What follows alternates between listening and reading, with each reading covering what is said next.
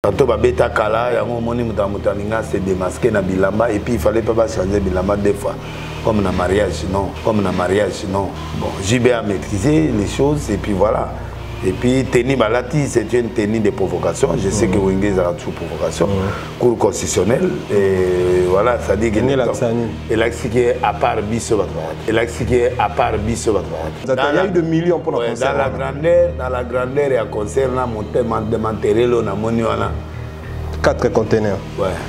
Mais mouvement en angois. Garçon en angois. Azali. Eh. Va foutre en fret. Va foutre en fret. Mukonzambo kalobi ki ba basi babota ofele. Ah oui Sili. Ah ouais lobi a pika. Là ba budget la besoin 10 milliards a pika pour baser mes cocottes. Pika pour baser mes cocottes. Dans l'église. Papa président il fallait oser l'après. Papa président il fallait oser l'après. Ah ouais, c'est fini. Ce que moni ba signé mutroko la kabund. Bongo ye tata moniere wana ba osale. Jim moniere babi. Jim moniere ba osale. Ale kaki petro ok na avion boilo toko. Ale kaboye lengi avion ele biloko wana ba konzi balinga ngote. Il a été condamné. S'il a été condamné parce qu'on devrait condamner quelqu'un. S'il a été condamné parce qu'on devrait condamner quelqu'un. C'était politique. Oui. Pour la monnaie nécra politique a commis 2 fois beaucoup. 2 fois beaucoup. Le président ONU a yébi vérité. A yébi vérité. Il y a une bête biso prolongation embargo il y a 1 année. Pour tout ça, je quitter. Alors, comme tout ça, je quitter. Maintenant, la force revient à M23. Pour à Rwanda, que voilà, nous on doit mettre les gens. Voilà les bossés, les gars, tout le temps, bloguer bandi batik. Quelle est la stratégie prophétique? Maintenant, ils sont prêts à la guerre. Pour faire quoi? Bon, M23 m'a boté le mot qu'ils ont bisoté. Ma beso ba kangi ya ke ozasu na Russie peut monopoler. Donc il faut aller à place au soma. Embarquer ezali mais bango pe bazo soma ndeni ba rebelle na bazo ba armé. Bon Rwanda te muta équipé. Alors bango pe faut ba luka moyen to legisata na Brazza to legisango so wa pe kota. Belgique a yebi ke ba agresser biso. Ako lo ba non abeti na table pour na droit de veto. Que non Congo pe faut zoma munduka. Mais tata moi ya wa le fufuti akili susu elogote. Bosiko to sani malwa o ya li susu ya beta. Na ebza imino mutaye maboko papa. Papa kimine afa. Oh ba zenu na esali passe kimine afa. Pour aboya ya o azwa mikato azonga. Bon lino lumumba na wa apesi biso yo na ngona. Bon moni Belgique azama tout mo bato bazolo baloba trop to pia bango elo mo calmer bango ba ça va fête na bango. Logiquement c'est la Belgique qui devait nous payer. Il faut foutre à biso ba dommages intérêts et puis organisation Nyos c'est la Belgique qui devait nous payer. Il devait nous payer. C'est qu'il fallait la raison maman. Non mais il a tué, c'est lui qui a ils ont accepté que nous avons tué le monde. Très bien. C'est mais culpa. Simo Kimbango. Ah maman Oliva comment bimisa nani oyo monter à IDPS à bimisa un hôpital le père comment zoyer fils mon coco. Action là et là wana maman Oliva sala ki. Mais ça mon cas tout est Mazukwata. Dans la minute, on va récupérer Pétuala. Dans la minute, on va récupérer Pétuala.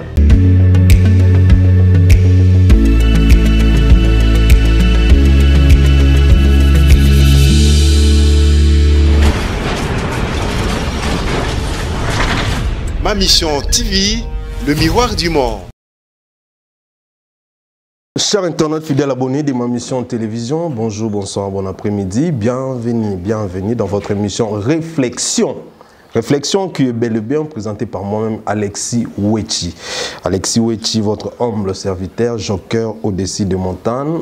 Ndebomoni Nazali, vraiment, na plateau, na biso idéalité, na ekoluka moko, obino bolinga mingi, l'homme de Dieu. Prophète Denis Lessi, le prophète de la nation, Mbote prophète. Ah ouais, c'est Kala. Kala fort, ah oui. Comment on a ça bien. Merci beaucoup. C'est très important.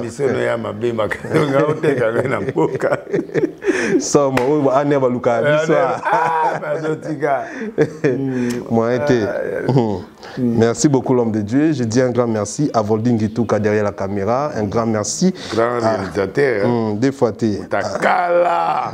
Volding Gitouka. Yo yo ke poto yo o di poto zo kimanga nani bingi tuka na bibi kapinga bibi o kimanga poto abiso mi balo kiminga oké merci beaucoup l'homme de Dieu. Un grand merci à Pasteur Raymond Kabouba na États-Unis. Un grand merci à Papi Kibonge France. Merci beaucoup l'homme de Dieu. 62 ans d'indépendance. Après 62 ans, les loyaux romona to komi wapi. Est-ce que to mati, est-ce que to kiti, to sala nini na 62 ans, to komi pe wapi. Bon, tozo keneka na système ya moke kaka. Moi, les boulots au bois qui m'ont démaillé au leki. Bon, c'est vrai, beaucoup de le peuple congolais à Zaroz, il a trop pas fatigué. Il avait trop exigé à Pati. Malheureusement, la réalité politique est aussi ngake. Azo kene, asala beforo ya kusala. Ici go ya osuka maintenant senganaye, ce qui jamais deuxième mandat va passer yango à la sociale à peuple congolais. Deuxièmement, à l'armée congolaise. Ces deux choses-là, sont très importantes. Qu'est-ce qui fait que dans 4 ans, on a coqué autant la socialité, à coqué le côté? Bon, d'abord, Félix n'a jamais fait une politique pratique. Pour y a Libanda et politique pratique, c'est a beaucoup d'expérience. Le temps palper réalité, aïe, parce que qu'est-ce qu'il faut faire? Ça lui a pris du temps. Parce que l'homme est l'homme. Tu vas apprendre l'homme. Il y a palper réalité, c'est l'homme. Parce que les opposants, les acteurs, ils ont des choses différentes. Très bien. Donc moi, je crois qu'il est venu prendre l'expérience politique. Il voulait censurer lui-même par rapport à Papa Naé. Et à comprendre que la politique, il y a l'homme sous tout le monde et si mal. Donc il y a colline la politique. Il y a psycho la politique pour permettre à mon passer à peuple congolais. Alors, à Koutaki Mamboulou et Bélé, comment couvrir? C'est là où les calculs. Budget nassé 5 milliards. Comment faire? À utiliser l'IGF, à utiliser le mécanisme Bélé, moi remontada et Salemi. Mais c'est toujours insuffisant. Pour nous, plus de 100 millions d'habitants, il faut avoir un budget à 100 milliards. Mais est-ce que le budget a impacté la population, l'importance dans les années? Les années, Kaka, malem. Il est parti de 5 milliards, il est parti vers 10 milliards. Mais au moins, à réussir, moi, budget en haut, et avant, mandat ici là, avant, échéance ici là. Ça, c'est du point de vue positif grâce à l'IGF OYO, la finance publique qui est commis en rigueur, mais c'est insuffisant toujours. Il faut maintenant créer ce qui permettre au gouvernement ou à changer le gouvernement, ou qui permettre de commencer parce que dans le deuxième mandat, sur la PCANO, il faut avoir un premier ministre qui doit être capable de lancer les défis au peuple congolais. Tout le monde a budget à 50 milliards. Parce que 10 milliards d'euros qu'on a pété. 5 milliards d'euros qu'on a pété. Bamboka kwa bangola bana ba budget ba 100 milliards ba 80. Babi to na budget belé mais to kumbe na banyongo belé libanda. Banyongo ezali. Pour kablatika nyongote. Kablatika nyongote. Bon, atiki nyongote mais parce que na minute oyo ba donner changer belé. Na biso ba improvisation ya belé. Ba guerre oyo ye na ba est oyo ba improvisation gouvernementale ba to akoyi ba yiba ba mbongo ba ripe belé. Ba fuite ya mbongo ezaki belé, contrôle ya ki muké. Après le président a se ressaisi na minute oyo to pese ka chance. Mais pour Nabato Bakolo il est entouré de jouisseurs, Bato Bako Iba Makasi na 4 ans par rapport à 18 ans. Est-ce que ça est solo? Oui, il a beaucoup de gens qui lui là, Ayena Batu Oyo, Basungaye, Batu Ebele Baya, il avait confiance à ces gens. Pour bani un discours mon qu'on a poto. Très bien. Babi muto na pia kana poto.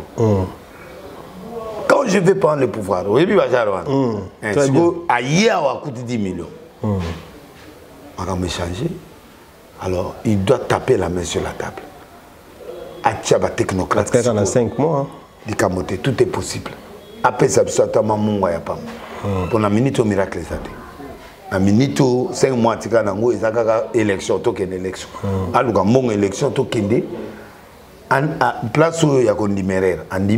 Place où il y a Kolobabola Mouya Sali Andimi, a séduit le sous-peuple, a créé moi biloko mo ya suka et sa séduction la peuple. L'avantage na que Congolais a lingué, mais a profité na Congolais na Mourwana avant de sa makam. A pesa biso moi ba biloko mo ya dernière minute. Ou eko pesa discours ya 2023, je crois que il doit changer le gouvernement pour sa remaniement. Ba luka équipe mo eko même biso na makambo ebele parce que il a fait froid à beaucoup de choses et que le gouvernement était incapable de répondre à tous les besoins. Alors maintenant, il doit maintenant chercher le gouvernement d'action au quota bateau au quota la carte base un objectif à créer séduction dans la population et puis il y a déjà une introduction sociale. Et puis, et même à ce qu'on élection. C'est quoi, prophète? Tant que social au rappelé le moment. Qu'est-ce qui fait que le roi social au bateau presque tout ballongué au tout autour na biso ils ont biso ngamu ya kolonga social. C'est quoi problème ils ont nini? Problème les allées budget ezo kende na ba biloko moko boye et puis ba nyongo ba biloko belé na vol wana eza ebele na Congo donc ezo déraper ba mbongo parce que ba ndako yo moni ndako ndezo tonga mati. Okoti awa yo mo zo mona ndako 3/4 ya bateau baza ba politicien eza ba généraux eza ba tout moko boye o baza na même mise sur l'argent. Donc ba ndako mutu na rêve boya ko tonga te mais l'argent il vient d'où? On sentit qu'il y a beaucoup de fuites d'argent jusque là. Bagebe fort à Sali. Mais beaucoup de fuites d'argent. Et puis, tu es là, tu décevoir rien. Tu conseiller, tu vas gouvernement, tu vas continuer à dire alors, beaucoup de choses ont échappé au président. Très bien. Kamere Azal libre, Batu Basiliki, Bamsouba Sepelité, Bamsouba regretté, Bamsouba qui passe. Oui, il est sorti. Ton dimi Kaza innocent, mais bon, il y a 100 jours. Et qui wapi? Est-ce que ça a soloté na banalise Bako Sala Tango Balo Bake, Kamera Liembongo, Wana Félix Tshisekedi, Tango Akolbaki, Nakolinga Kolba, Nyon sauté. Mais l'instruction à Zoa et où t'es pas mon kondi Mboka. En fait, Kamera était un visible sacrifice. Tu es belé va visagi président de la République. Que bon aller. Parce que bazali dans le gouvernement où yo bandeko ya o bazalaga de Botswana. Union sacrée. Non, Union sacrée. FCC na cash. Ministre de la Finance batana ba eba ke ba fuite bimi. Il visait le président de la République. Alors et ko koya ke ba zui mutu ya nani ya Kamere. Kamere azali na yena na matata ponyo bato yu po kanga bango na mamambongo ya pasi bakangiye akoi sacrifice akei l'état n'a pas prouvé noir sur blanc vol ya Kamere bon ba condamna kendeni président cour constitutionnel o ya uta obimana ayela biso principe moko ya que vol les techniques d'intelligence. Les alliés qui ont une preuve parce que les alliés un mécanisme intellectuel où ils permettent de taïba. Malheureusement, on a droit et qu'on peut s'avantage acquis. Dans la logique de fond, on a beau y éviter. Bon, là, ça a place la main dans le sac. Droit, ce qu'ils ont pauvre n'a pas de preuve. Pour droit est égal à preuve. Ce qui est preuve, c'est droit à Koufi. Donc, si Kamera a volé, il n'y avait pas de preuve. Comment il a été condamné? Il a été condamné parce qu'on devrait condamner quelqu'un. C'était politique? Oui. On devrait condamner quelqu'un parce que l'argent là, ici, ils allaient tout et disparaître. Donc, la minute où ce qui est révélé est à Dieu, à nous. Ce qui est caché est à Dieu. Surtout l'ingito qui est musique, mais loko la tête est au ya lissus. Alors, c'est un fait politique. Et ça l'est mis. Nde omoni Kamere, azaki na lié na Félix, bakendaki na Kenya. Kenya pe a otala bi bon président républicain, allié na ope sa beta mi 2 ans. Boyokanaki 5 ans. La minute a perdu tous les 5 DD.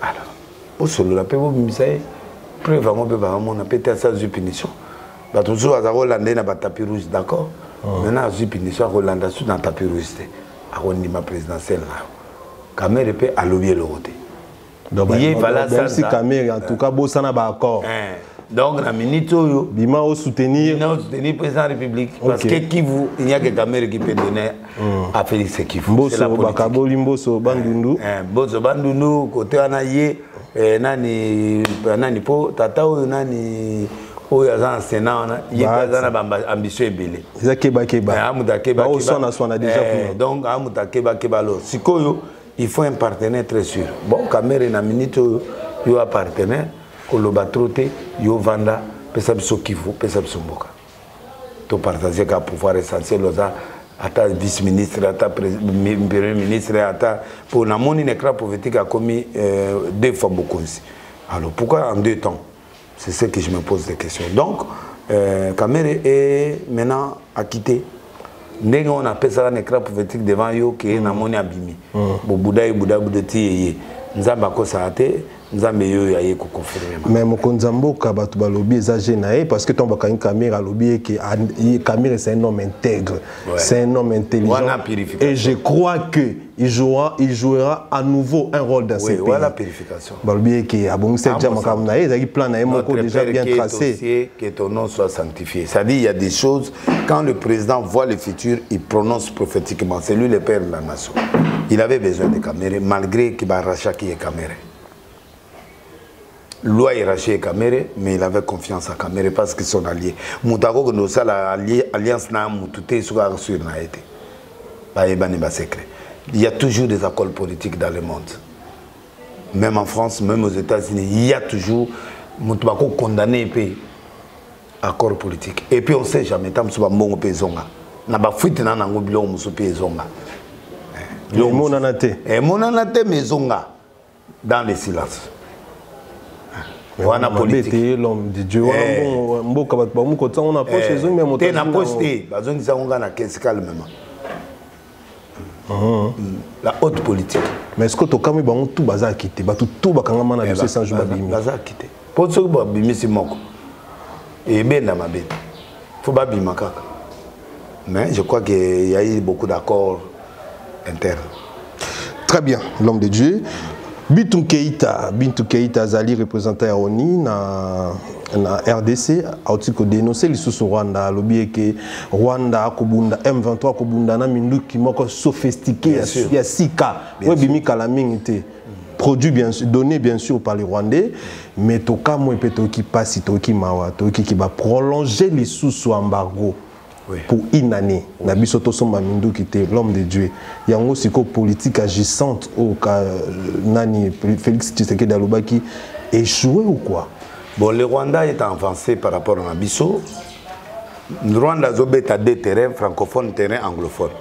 Biso Totikali na terrain francophone. Les logos moni fali azui trophée en athée parce que les Anglais, au moni nani comme on dit Kagame. Kagame, moi ministre naé, monta comme monta francophone. Mais il est avec les Anglais. OK. Donc ba memi vie net à Cameroun. Alors là on a moni Congo to comme bon. Cameroun est bilingue. Partie anglophone, partie francophone. Ndengi Rwanda komi. Ndengi Congo peut un jour to comme parce que Congo est trop francophone. Et comme doit être francophone, les anglophones ne se retirent pas. Mais dans la logique des choses, l'américain ne se retrouve pas, les anglophones ne se retrouvent pas. Il y a un monique. M23 a représenté à Zomabele. Pourquoi? Parce que Rwanda a signé un contrat en anglais. Il ne faut pas battre la bataille sur Ngunda. Rwanda n'a pas bellété. Alors maintenant, même si le président agit, la politique américaine, la politique, il y a des anglophones et des qui va favoriser Batou, où il y a un avantage. Nous, on est plus la Belgique et la France. Donc, l'Amérique a mis sur ma case pour il est puissant. Alors, maintenant, le complot Rwanda, ils que yo Kagame avant Longwa. Zoma belé wana po biso skoto za ko lemba batukuna. to peso mbongo biso to peso mbongo oyo kam ko mutu pe États-Unis pa bano tiape ba oya ko ba négocier biso kamba monte ko yango wana balinga biso te po bango so balingi biso mbala moko biso za matata soni pour président Kabila on limate oyo ka sona bi peuple obambe mabanga Félix Aobanga alors maintenant ba ke pa muto yo ba yebi ke mutu na bango alors yo zo minduki yango yo en d'autres termes et puis na minute yo ke no ko bundisa ko bimisa bisote pour munduki wana ya parce que quand que mutu yo le biaza mutu oni non représentant oni a yebi vérité yango ba beti biso prolongation ya embargo ya une année pour tout soma minduki te alors comme tout soma minduki te maintenant la force revient à M23 pour progresser mais logo bango bazo bosala il y a la clameur populaire congolais ko mutu kufi congolais mutu kufi na minute a commis prêt à kokota Rwanda c'est ce qui peut bloquer maintenant le M23 mais du point de vue armement tout comme il y a chaos. Parce que quand vous achetez les armes, c'est à ce moment-là que vous faites le business. Vous n'avez sans armes. Hélicoptère, mon ce qui est ici. Char, mon ce qui est tout mami, ici. Maintenant, il y a commis guerre psychologique. Or, bango bazana guerre, oh, pendant la munition, bazana bilognos. Il y a un expliqué qui va consambo quand on faites attention. Ne prenez pas la légère cette guerre. C'est une guerre, derrière guerre, il y a des grandes puissances. Il va en finir avec le Congo. Ouais. Alors, nous, on doit chercher des stratégies, comment trouver des armes maintenant, pour aller combattre. Ou qu'on prenne des dispositions. Dialogue est aussi battu. C'est bien de dialoguer. Mais dans minute, mais papa, Amérique na Angleterre. Zama en Angleterre. Moi na imta coloniser ba. Kona Canada ezana. Bango batumoko. Nani Australie zabane. Bango Inde zabane. Tous ces gens-là sont banaren. Donc ce qui Amérique a bimi, ami bosali hypocrisie. Atindi Londres a ça makam. Et Londres publiquement il reconnaît à Rwanda que voilà, nous on doit mettre les gens. Voilà les bossés, quelle est la stratégie prophétique? Maintenant ils sont prêts à la guerre. Pour faire quoi? Bon, M23 mutaboto le mot qu'ils ont. On va les armer. Ceux qui te semblent, ceux qui te se préparent, au cas où va s'installer. Kagame a préparé 1000 ça la don moya banda ko ba période mo. Mais c'est déjà 60 millions. Voilà, c'est déjà l'intention déjà. Alors na minute ba bi que congolais on dit masouté. Félix c'est pas qu'on dit maté. Pour ça on dit même ba un peuple congolais. Qu'est-ce qu'il faut faire maintenant? Il faut prendre le pays par force. Par force. C'est ça l'option. Donc na minute on est agressé. Na minute on est agressé, il faut que le gouvernement trouve une solution pour la Ozaminduki. Si on a aucun mois, biso tout beaucoup plus attaché à la Belgique, les Mokonzambo Kalobi, Belgique a influencé à l'Europe. Oui. La vérité a influencé à l'Europe. Si on va quoi ici les biso a réagi à la Chine. Chine a réagi, Belgique a réagi, France a réagi, tout le monde Chine a siliki. Alors il faut que la RDC soit Maminduki pour agresser. Tout le monde en Afrique, Ghana, Kenya, Gabon. Silence à Belgique et en France. Mais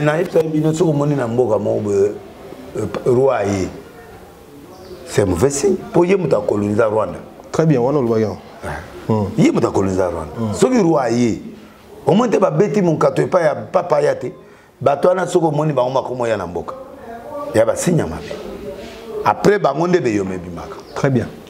Il peut venir montrer un décor comme ça là. Yesu moni roazo ya il bisa ta lo sote. Yo coloniser mboko yo ozo kota la bana to komona quand même moi laboratoire à sekana mama yemo et yaki avant moi laboratoire na institut l'université à Lumbashi na médecine ya awa l'hôpital le roi Baudouin ezali awa yo gata tonga mogeye so ki penda roi ya kapenda nde mobala ya mais la tindi ba soigner hôpital le roi Baudouin. Très bien. Et loko na bango et l'autre côté aye maboko pamba tali papa mbate ba ya monde. Bon, le président fait des efforts. Mais c'est la distraction et puis l'hypocrisie, il y a des Européens. Parce que le Rwanda est le chouchou des Européens et des Américains. Il ne faut pas tout mentir. La France va éviter il y a un génocide. Kagame a tiré bango KO. A exigé s'excuser. Et l'Amérique a simayanani. L'Amérique a soutenu Félix, c'est américain. C'est quel lobbying? Donc il faut. Ça dépend du lobbying. Voilà, ça dépend du lobbying. Très bien. Lobbying nini au président n'a pas d'autres. La considération nini. La considération nini. Parce que c'est le même américain qui est derrière. Or, ceux qui ont supporté Banami Baleosani. Voilà. Ils viennent négocier officiellement. Comment vous avez ça l'usine? Il y a or, il y a diamant, il y a diamanté. Bon, ils ont façon aider. Mais si on a minute au Bakora, il faut quoi? Parce que la minute, c'est clair, l'Américain est derrière par l'Angleterre. L'homme de Dieu son abisoning ba petit ce soit embargo boy entre ta kuna embargo c'est pour que le M23 avance. Parce que mon place où l'Amérique a gazé pendant officiellement Rwanda. Tout le monde place au Rwanda, nani Belgique au père Nabiso a gazé Rwanda. Moi, le discours à Mickey, mais on doit avoir vraiment les délégations qui partent et laisser tomber. On fait des négociations africaines, mais les négociations africaines sont capables. Parce que si le président Félix ne fait pas attention à ça, ça va se retourner contre lui. Parce que l'option internationale maintenant, c'est couper une partie du Congo. Ça, c'est l'option. Très bien. Alors, il faut que toute la population congolaise, ils n'ont pas de problème. Mais l'option, l'Angleterre est déjà pour. Pour avion, qui t'a dit mais bateau en attend on va déborder le monde entier. Combien de personnes au Bakena en Angleterre? Il y a combien? Au Inde partout. Il faut une partie. L'option congolaise alors la frontière. Or c'est déjà acquis dans la conférence de Berlin. Fini. Maintenant là on ne peut plus faire ça. Bakosalo basali kunate na Khartoum kuna bakati mboge comme balete, nous on va pas se diviser. Yango zomona la tentative va zo créer bakatangé. Bakata batuboy bakata ba Congo bakata ba discours ya batwana ba olinga batwana ba renforcer ka bango po ba créer mais ba moni na ba Congo na ba Lumbashi c'est difficile. Il faut faire l'équivalent. C'est ce qui est facile. Yango moni siko ba oya na guerre. Quelle est la revendication? Il y a M23 balingini. Sotali. Voilà, et puis Kagame qui dit que moi je vais faire la guerre au Congo parce qu'ici il n'y a pas de terrain. Et parce que c'est un message, l'argument. Pour faire la guerre, il faut avoir un argument. La papacé, Toyagi, Mobutu, tout ça. Bon, maintenant l'argument c'est quoi? Donc ils n'ont plus d'argument. Maintenant c'est la force. On est distrait, ces gens-là peuvent. Moi je décision par exemple avion rwandais yate. Pour quoi il y a un aéroport, va dominer déjà bateau na bakota kiawa. Belé. Chef état-major Kalev na exil. Ndé na exil atindi liste. Où ils ont ba généraux ougandais na rwandais na armée. Voilà. Mais il y a zalaka de voilà ils bangote point. Mususu yewa. Ozala Kiawat, période de Kabila, c'est lui qui était le chef de la sécurité. Pourquoi il n'a pas dévoilé? Mais Félix, il m'a pas nommé Rwandais Moussoussou. Papa Rwandais, on a Babota Mbakolia ou Bisengeman. Bisengeman a bâti combien de personnes? Directeur cabinet Mobutu. Invitation, ça depuis longtemps. Et c'est difficile. Nanga oyena zalaka na moi copine moi rwandaise na Lumbashi soka zwakaze. Mbala moko na combien infiltré. Opese comme on a laissé moi na Rwandais. Au pas de donc n'engagez pas invitation na bien barubero ba ya étudiant rwandais étudiant rwandais tant tous aina katang tous aina professeur ndabareri rwandais aina barwan professeur université donc tous aina na rwandais ba côté la rabiso déjà ba kuswa ba nationalité ba quota mais ba toi na ba une oreille na bango kuna. Maintenant qu'est-ce qu'il faut faire? Il faut désactiver petit à petit pour surtout cela brutalement bazana plan nyos. Alors, oh, il y a que Moutou va saler enquête na malembe pour désactiver. bozo désactiver na malem po baleki ebele. Baleki ebele et puis basi ba yebi ya mboka. Ba bi faiblesse na biso, ba yebi arme. Wana arme 1922 ba yebi. Nani oyo komone nani o a commencé état major à Rwanda. Nani ba Kabare, il a compris le système à la ligne à Congo pendant des années. Papa, quel kilo tout berere tout ça là na père Kabila père. Maintenant, Mobutu abanda biloko na ti lelo to komenango. Mais il faut l'intelligence. Où on les refoule, mais on a comme des nationalités congolaises. Il faut l'intelligence. Il faut l'intelligence. Il faut l'intelligence, bien sûr, mais côté kuna mon kondiambo kandimi que force régionale et ya.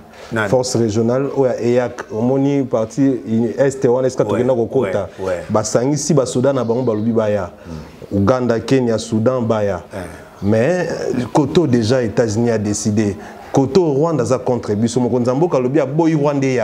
Alinka Uganda mais parmi les tout ba ko menacer biso na Uganda to ka batu moko complot nyosa Congo Uganda zanga siko so na biso so réalika nzambe na président il faut au fur et à mesure à progresser. Bon, on peut pas minimiser l'intelligence d'un président. Il a la capacité d'un chef de l'État, il sait ce qu'il fait, mais en tout cas il doit prendre il doit veiller surtout sur ba Uganda wana batouana parce que jusque là le résultat est até.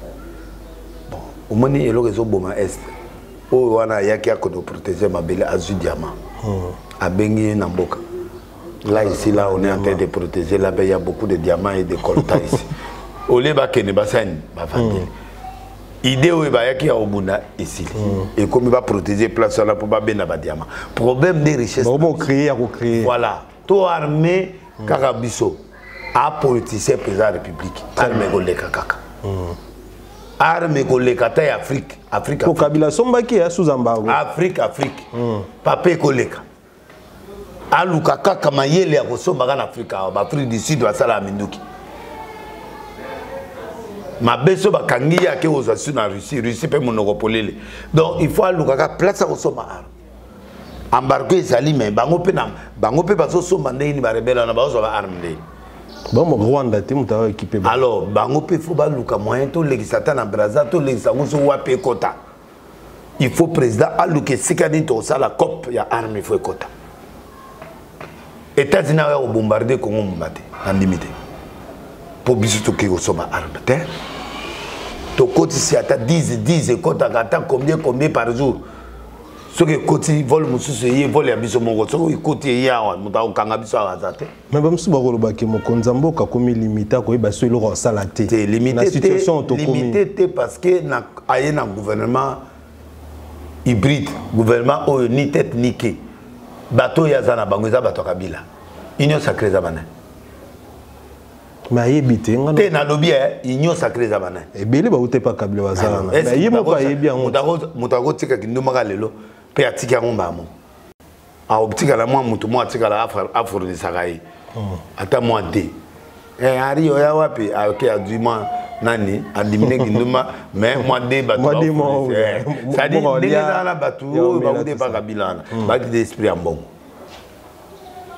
ba ya wana bazo beta ba cop na mawe ambon on comprend et comme il marchait la seule façon Félix a confondre ma ce que ça 2023 ce que j'ai chance de voter à ce moment-là Nesco il va faire face à Batouane. Réaction à Chine. Vous pensez que ça va séduire au biso? Oui, ça séduction. On a posé to. Oui, Chine a prêt. Vous pensez que toi qui Chine a boudé Nesco Amérique. Alors il a Félix a basculé. Aya na monde là. C'est ce qui est trop dangereux. On va bazo séduire mais ce que hier ce que bazo lengi ça Félix va y que ce que kuna. Omone muto akendaki. Tolongola yo. Odomata oboma yo tolongolo.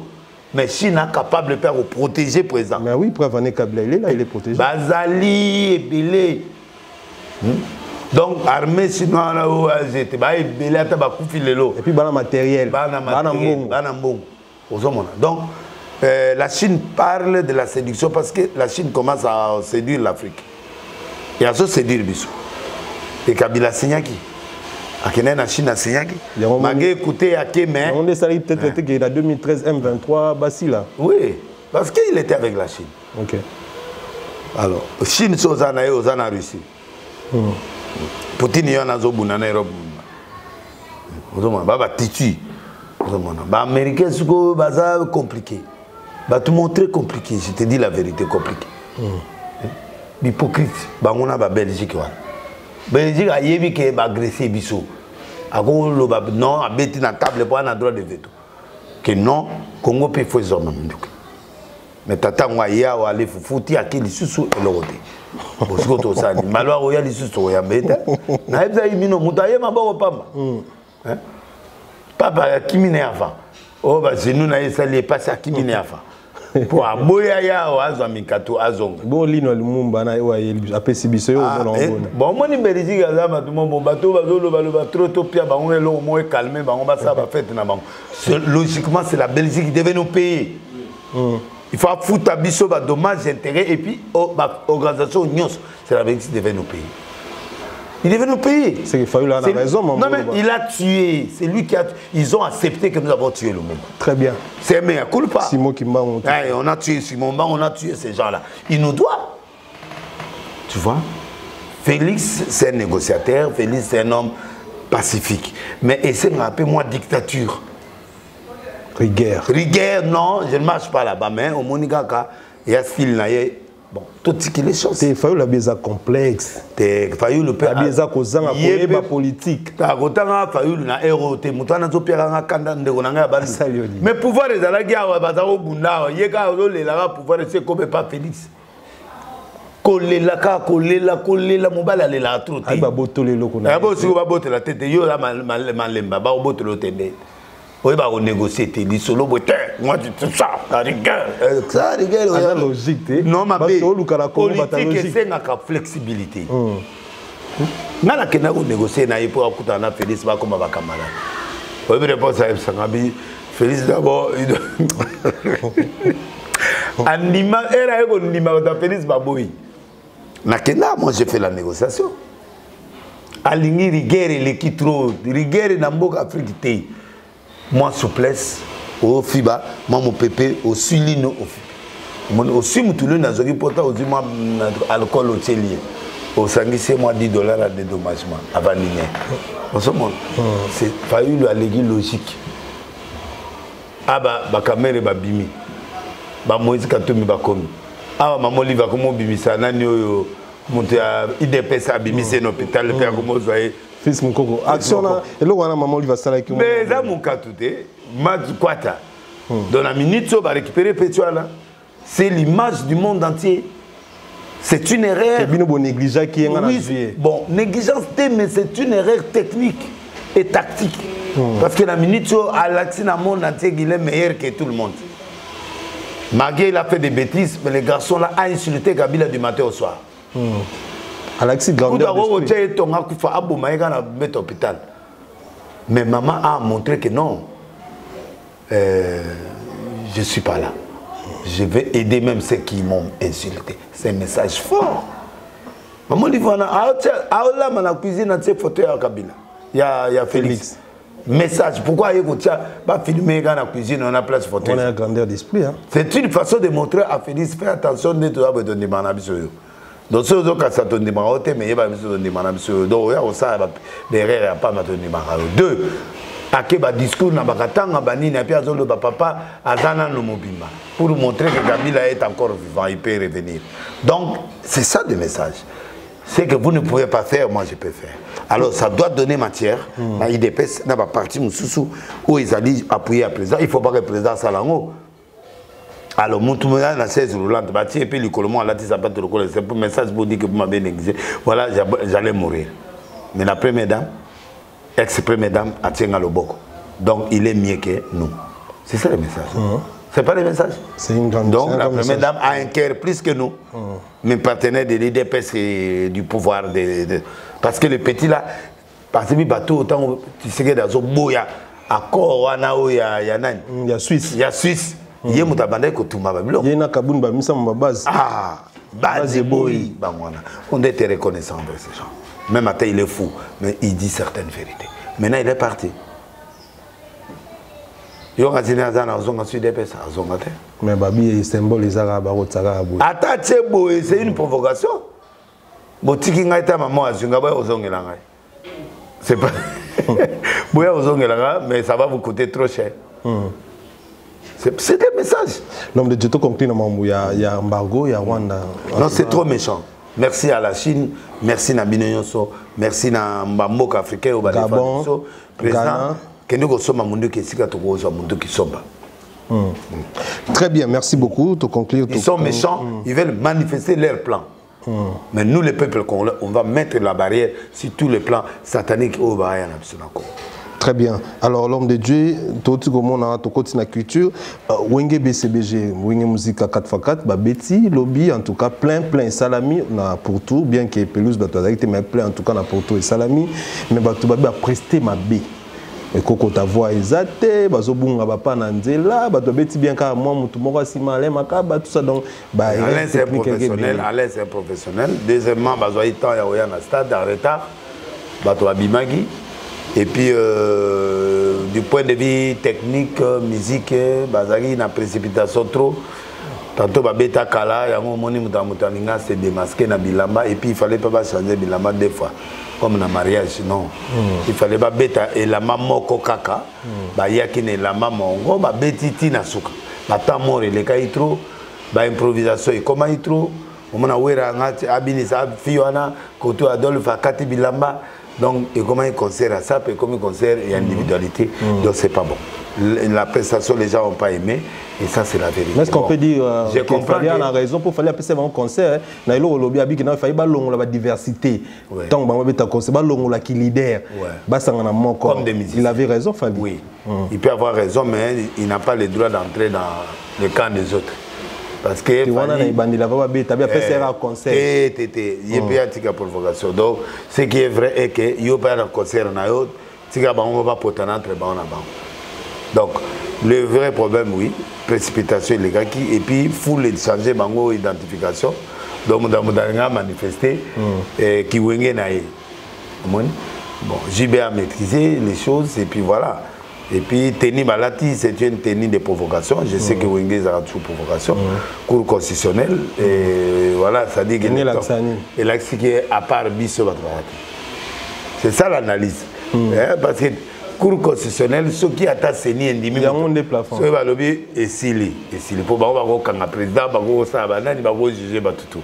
Donc, en bref, nous avons enfermé le Congo chez nous. Voilà, le message. Concert, bon, et belé makase bimina concert wana. Batu balobi ezali organisé par le président de la République, par la présidente de la République. Babi Amadou Diaby à la mon ensemble. Moi j'étais là, moi je connais les organisateurs. Il y a eu des millions pour le concert. Dans la grandeur et à concert là, monté Manterelo na moniwana 4 containers. Ouais. Mais motomo anangwa. Garçon moi anangwa. Azali limite. Va foutre en fret. Donc, muta matériel nazali trésor, il y a Basono na 8e rue. Numéro nae, il y a WhatsApp 0033 plus 33 78 28 62 160 ans. Plus 33 78 28 62 161. Papa na sala numéro na WhatsApp kendi na 8e rue. Au mona matériel. Kao yo moni wana ezana. Or yazo louer moins cher. Ayeza wana. On a musique à dépenser. Ah oui, et oui, France, il y a 8 Europe. Et 8 Europe a investi vini maman na wana. Donc, l'autorité a mboka ba concert a minene boluka trésor solo. Yaba. Bazu ya ngote. Nana yebi. Yebi Congo to consommer ka étranger. Hein? Grimace mais son ngo pe moni ke be maman ngo sima na ngo pete. Mais pas battre ta autotune. Pour moi nana sala la autotune.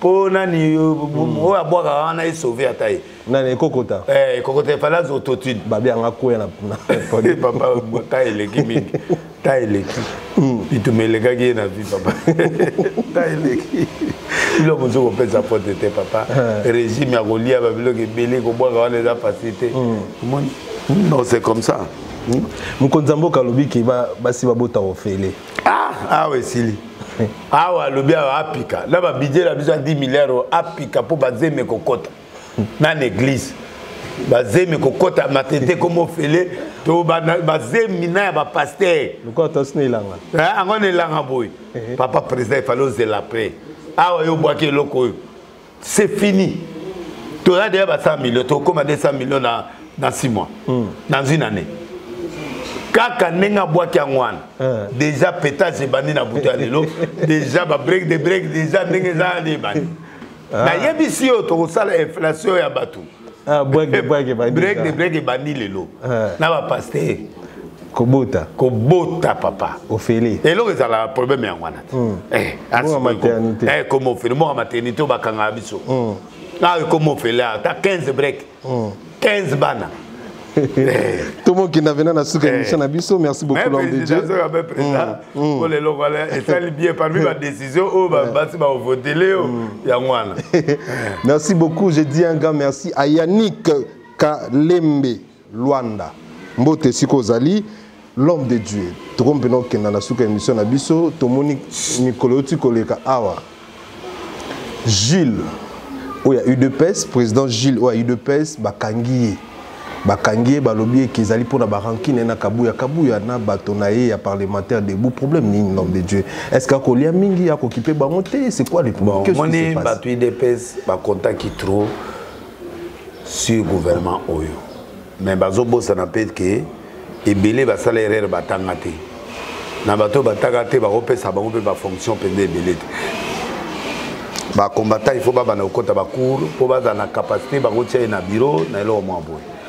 Maintenant le monde a changé pouvoir échanger à ma ebele ce que moni ba signer mutroko la kabund bongo ye tata moniere wana ba osale Jean Moniere babi Jean Moniere ba osale ale kaki petro ok na avion bo lo toko ale ka boye lengi avion ele biloko wana ba konzi balinga ngote moni ba fati baza bato ba discrétion toujours ba pouvoir assister ba kabila balinga tapage troute il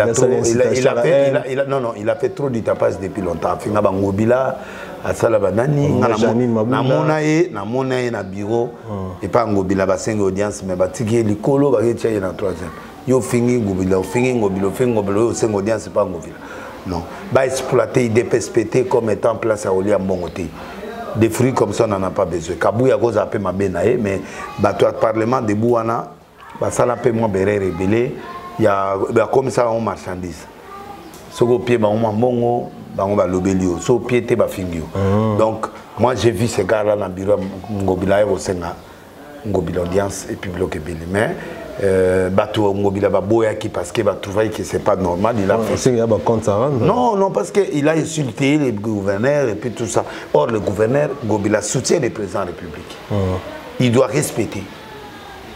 Ils ont découragé Batou Oyo soutenir le président. Les parlementaires ont dénoncé contre le président. Dénoncer c'est bon, mais qu'on exploiter, qu'on dénoncer pour avoir l'intérêt, ça c'est pas bon. Est-ce que pourquoi on n'a pas arrêté tout le monde? Comment moi nani? On est pas mususu bazimo occasion le qu'on a passé un guilide avancer dans mon intellectualisme va commencer à débat avancer. C'est bao boudon kababi aibi kando le niveau intellectuel parce que tout le monde est en train d'avancer dans le monde d'un président. Il faut éviter il faut avoir formation. Pourquoi? Parce que tu défends une autorité. Il faut honnêteté ça là. Quand il y a une erreur on reconnaît qu'il y a l'erreur, mais on avance. Très bien. Mais on ne fait pas le fanatisme. Quand tu fais le fanatisme, la démocratie est bafouée. On ne doit pas être toujours, non. Même quand on est Fatima Kassi. Mais des fois, je critique, non? Je critique intelligemment pour montrer que le message, il faut arriver.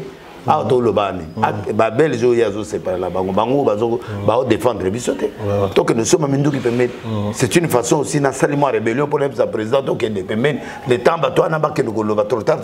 un an. Très bien. Maintenant le combat va venir. Comment on va faire face?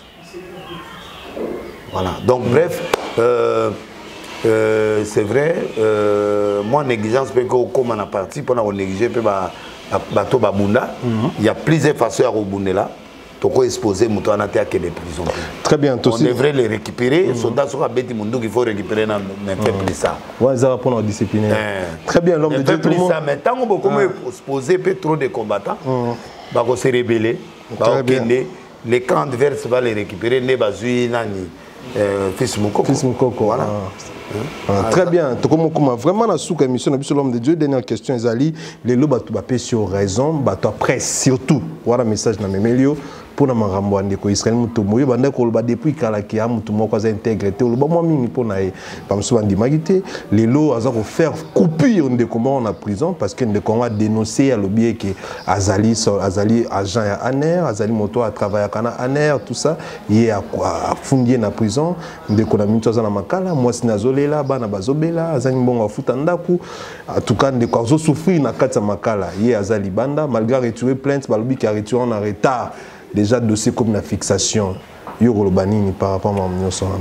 Bon, on a beau-frère, moi je crois qu'on a Sengié, la même procédure il y a sali à Gobé au Bomamotoan. Ok. À Gobé au Bomamotoan. On a possibilité. On a possibilité. Il y a au moment. À l'État, lobby n'est pas lobby. La punition est déjà là. Soit il choqué dans ma loba. Moi je crois qu'il est temps maintenant à utiliser les mêmes procédures pour acquitter. Parce que quand il y a déjà retrait d'une plainte, l'action est étouffée sur le plan droit.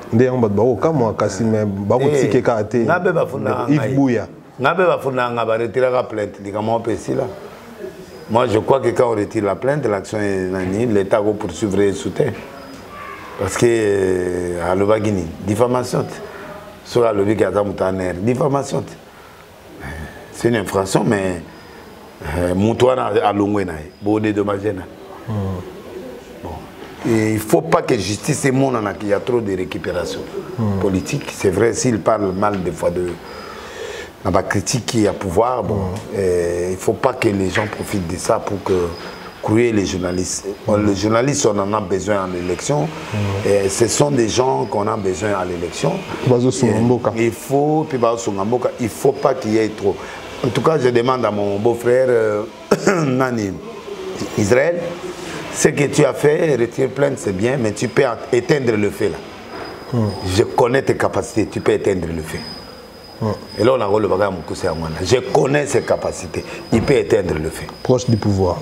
Non, il ne faut pas le taquiner pour le pouvoir. Non, il est proche du pouvoir, tout le monde le sait. Il est proche du pouvoir. Mais il y a comme il y a livré Baninga et Malamuta. Parce que Baninga est en opposition. Bon, ça y est, mais là, je lui demande d'éteindre le feu. Oui. Bon, avant, on a raté un peu. Israël a tête un peu. Avoir un IGF, même avec un problème, tu es mouton naïf. Babi récompense. IGF va quitter Belgique, donc. Babi récompense à Moussala Rossala, au prêt à pouvoir. Bon, c'est pas grave. Bon, c'est pas grave. Tout le monde n'est pas comme on a jubé dans banane, c'est pas grave. Mais là, c'est Israël vraiment éteins le feu, tu peux le faire. Parce que là, tes collègues sont en colère. Trop en colère, on peut t'isoler. Et c'est pas bien. Et on peut s'en appeler un conseil, les longs appellent un peu sur conseil. Éteins le feu. Très bien. Merci beaucoup, l'homme de Dieu. Tous ces pays, tu peux sur ma tonde, non, non, il y a allié dans la banaka. Il y a un réalisateur petit là. Un grand merci.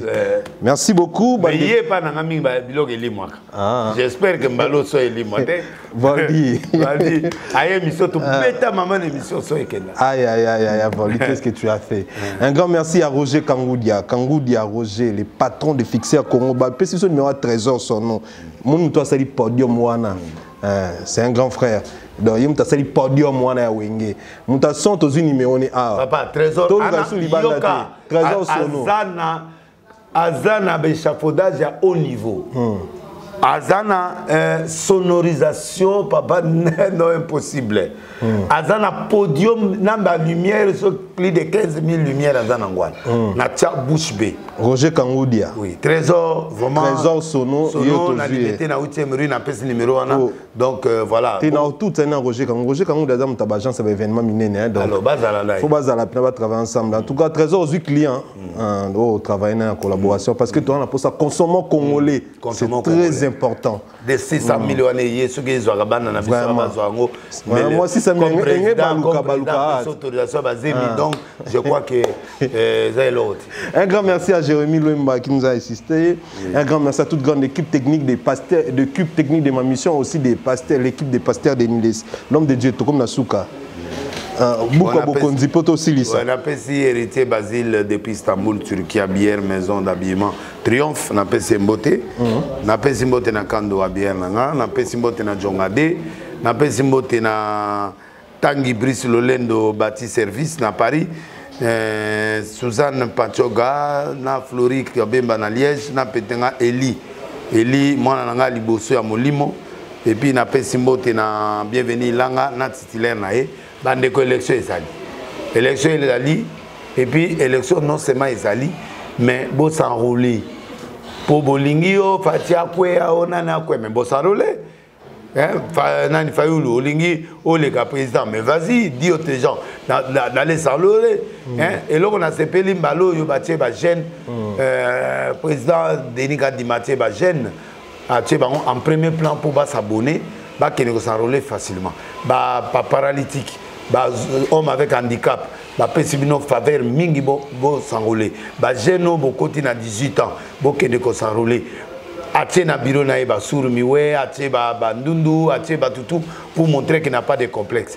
Moi j'ai vu ces gars na kende ko ça la copie moi nanga pour ba bimise député à lobby comme meka kutu ko mo anate o kota suna bureau te. Ndenge zana kende ko enrouler moi na kende ina senga ah les qui sont moi na ndenge na yeba na Alexika na senga ki bongo na ndenge mabete na kanza ke zala bongo ay seka ko mekate po ndenge zana ce président peut ajouter au sorti mais ce qui est vrai est que c'est un homme to tangane na Lumbashi c'est un homme sérieux atanga pe classe moko na ina secrétaire permanent à PPRD. OK Zak Chadari c'est son collègue tant que ça Lumbashi ba on bali wana bazaki na bureau d'études, mon école d'études. Ameka tricherie. Ameka nani. Il Ameka strict, strict papa. Yo dis que so Félix a 8 ans Tika. Tika. Ya solo. Pour Félix, il y a beaucoup d'argent qui tourne à question. Ce qui pendant un jour a changer pour mon colo il a signé qui. Mon colo a signé qui m'a ministère de la finance. A strict tatawan. Ba douter ni makasi. Ti a strict mutunanga ndimanga. Ba to ba pétage na yimi bango. OK. Joana bena strict.